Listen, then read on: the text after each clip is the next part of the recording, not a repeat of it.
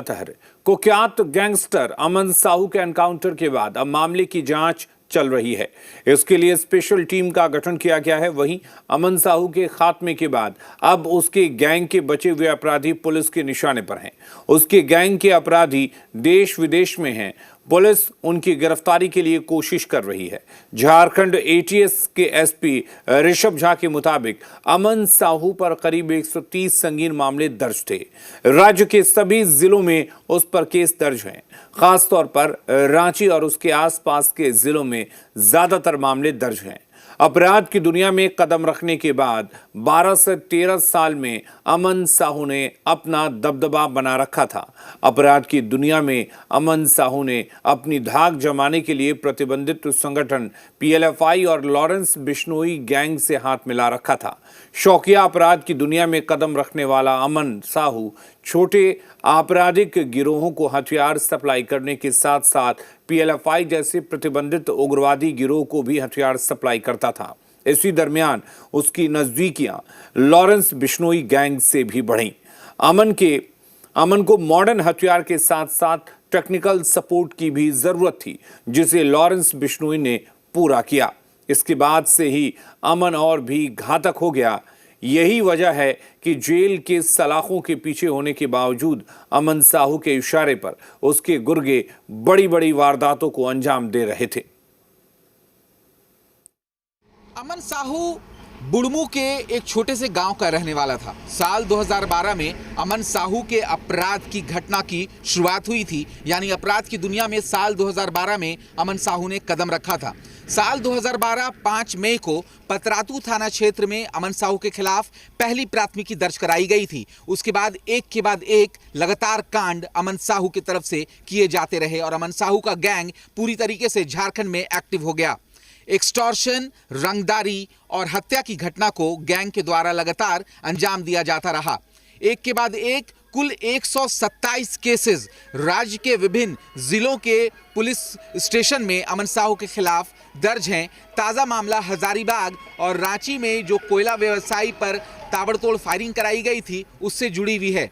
इस पूरी घटना में अपराध की शैली एक रहती थी। अमन साहू पहले रंगदारी की मांग करता था, उसके बाद अपना वर्चस्व दिखाने के लिए छोटी मोटी घटनाओं को अंजाम दिया करता था और हत्या की घटना को भी अंजाम अमन साहू के गैंग या फिर अमन साहू की तरफ से दिया गया था।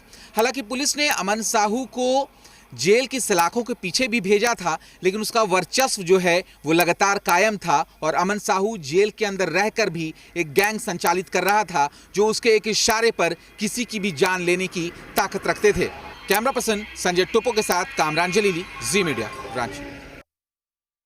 उसके लिए हम लोगों ने एसपीटीएस को भेजा हुआ है। पूरे मामले की जांच हो रही है। जब जांच हो जाएगी कैसे कैसे घटना घटी आप लोग को बताएंगे।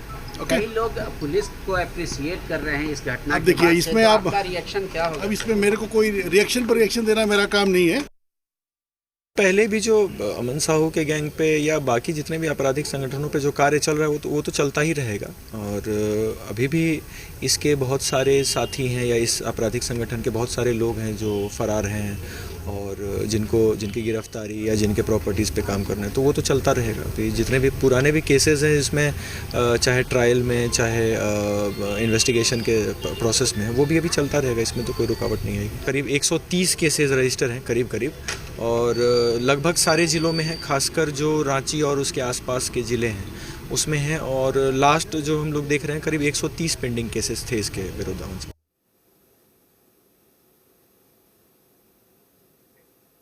झारखंड के कुख्यात गैंगस्टर अमन साहू के एनकाउंटर में ढेर होने के बाद राज्य की पुलिस अलर्ट मोड में है।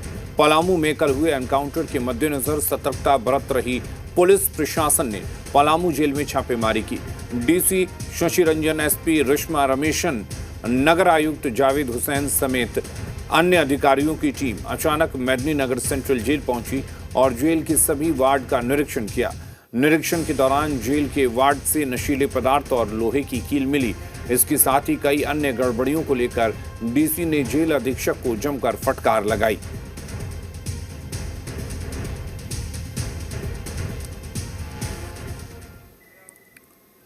तो अमन साहू का खात्मा हो चुका है, लेकिन अब इस पर सियासी बयानबाजी लगातार जारी है। बीजेपी प्रवक्ता अशोक बड़ाई का कहना है, हेमंत सरकार में अपराध का आंकड़ा लगातार बढ़ा है।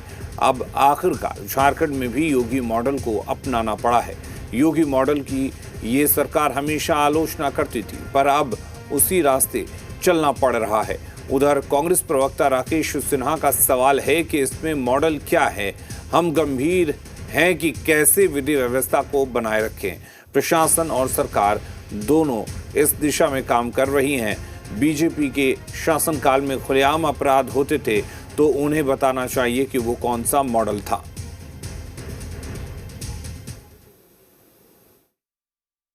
6 सालों में क्राइम का ग्राफ इस राज्य में कितना बढ़ा है ये बताने की ज़रूरत नहीं है। झारखंड पुलिस की क्राइम रिकॉर्ड को आप ध्यान से अध्ययन करेंगे तो पता चलेगा कि क्राइम के हर सेक्टर्स में क्राइम में बढ़ोतरी हुई है। तो मुझे लगता है कि राज्य सरकार इसको लेकर, लॉ एंड ऑर्डर को लेकर, विधि व्यवस्था को लेकर स्पेशल एक चिंतित रहने की आवश्यकता है, संवेदनशीलता दिखाने की ज़रूरत है। और जिस तरह से जो घटनाएं सामने आ रही है, देखिए ये योगी मॉडल को बार बार ये लोग हमेशा क्रिटिसाइज करते थे, आलोचना करते थे। आज हेमंत सोरेन जी की सरकार को, कांग्रेस, झारखंड मुक्ति मोर्चा और आरजेडी की सरकार को योगी मॉडल को ही अपनाने की ज़रूरत पड़ रही है। देखिए अपराधियों के अंदर खौफ, सरकार का खौफ और पुलिस प्रशासन का खौफ होना महत्वपूर्ण है। अगर खौफ नहीं होगा तो क्रिमिनलों का मनोबल बढ़ेगा और दिन प्रतिदिन इस तरह का क्राइम में बढ़ोतरी देखने को मिलेगा। तो मुझे लगता है कि देर आए दुरुस्त आए, लेकिन योगी मॉडल को ही स्वीकार करना पड़ रहा है कि हम गंभीर हैं कि कैसे हम विधि व्यवस्था को बनाए रखें, और प्रशासन और सरकार दोनों इस दिशा में सकारात्मक रूप से काम कर रही है। अब मॉडल का ताली वो बजा रहे हैं, क्योंकि जब उनकी सरकार थी तो सरकार की सरपरस्ती में ही अपराध फल फूल रहे थे। तो बता दें वो कौन सा मॉडल था।